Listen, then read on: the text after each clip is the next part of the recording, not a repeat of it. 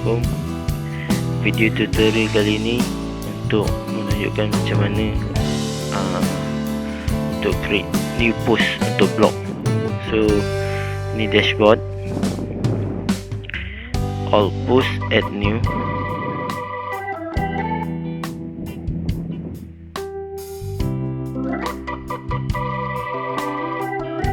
So ini tajuk blog.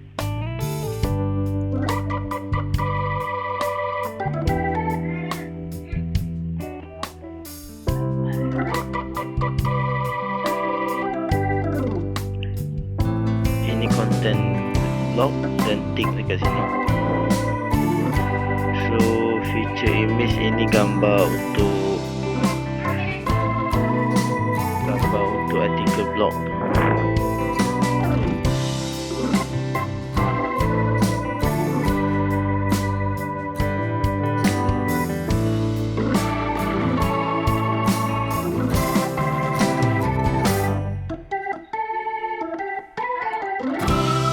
Dan klik publish.